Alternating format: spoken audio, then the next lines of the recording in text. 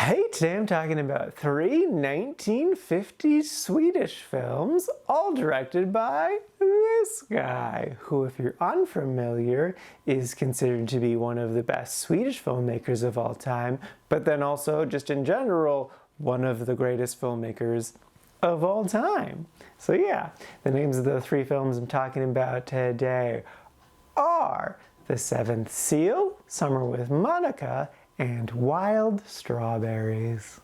First up is The Seventh Seal. This is a 1957 movie that I didn't know about beforehand, and I had been meaning to watch, but I just never got around to it because this is an allegory metaphorical film, so the basic premise is a little loosey-goosey and not truly based in reality. So it starts off where it's about this knight and squire coming back from their crusades, and the knight one day wakes up to find death literally standing before him, and so the knight challenges him to a game of chess in order to potentially get to live, and while they're playing their game, he also gets to continue to live, so that's nice. And so as they make their way back into Sweden, they essentially stumble across a cast of characters, and they all just kind of band together as they do stuff. There really isn't a main character. I kind of at first thought that it was gonna be the knight, and if you were gonna make an argument for anyone being the main character, I would say the squire, because he kind of does the most stuff. But really, there's no central character. It's really an ensemble thing, like they're all doing their own stories that all feel as equal in importance as the next. Now, I will say, like I said, that this is a metaphorical,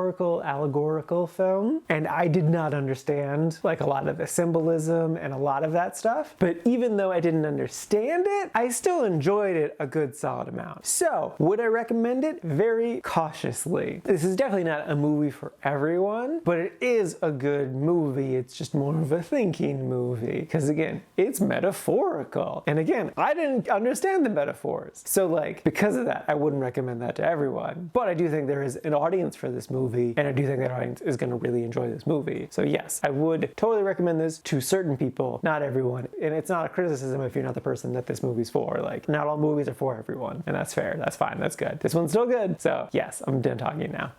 Next up is Summer with Monika. This is a 1953 film, and the basic premise is these two young adults, 18, 19 years old, they've entered the workforce, but they are not enjoying themselves. It's not that they don't like working, it's more so the environments that they're in particular, very nasty, mean coworkers who treat you like a toddler, and then also coworkers who won't stop sexually harassing you. And so these two kind of befriend each other and then start dating each other, and then go run off together to have an adventure over the summer. It's a good, solid film. It reminded me a lot of a French film I watched last year, with the English title being The Child, L'Enfant in French. I think the similarities come from, they're both films that are about young adults exploring who they are and then who that person is within society. Like, what does society want me to be, but who am I actually, and how can I kind of make those two ideas fit together in a way that works, while also exploring dating and, you know, their sexual awakening in a sense. And I really, really liked all of that stuff. That was good. I don't really have any complaints about this movie. It's not a really liked just because it didn't connect to me as much as The Child did. It's definitely still a good, solid movie, and I would totally recommend it. It's really interesting and a film that's worth a watch. Comparing this to the last one, I think this one's more easy for like general audiences to get into. It's not a slow movie by any means. It just has kind of slower moments. So yeah, I would totally recommend this one. It's pretty good.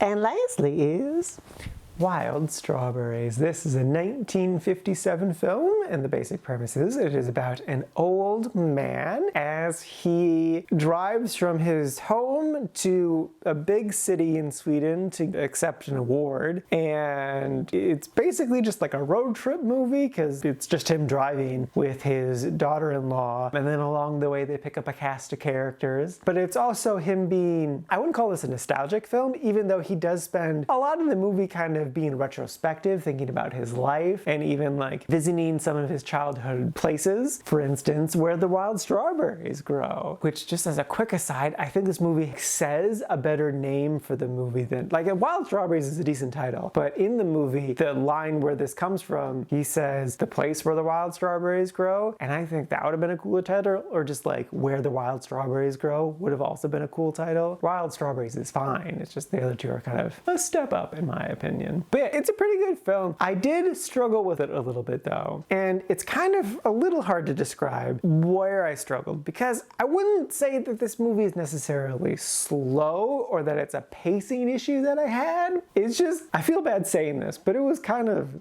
dull. That being said though, I still put it in the quite liked, so it's the same category as the other two I talked about today, because it is really interesting. It's just kind of like not exciting, if that distinction makes sense. Would I recommend it? I would say cautiously again. Like, it's a good movie, but I don't think it's a general recommend. I think if you're like kind of older in life, or if you're kind of at a point in your life where you're being really retrospective, I think then it would be easy for you to connect to the film. Or if you just kind of like not exciting films, then yeah, definitely give it a shot. But this isn't like a general audience's film. It's good, it's definitely good, but it's not like a for the masses type of thing.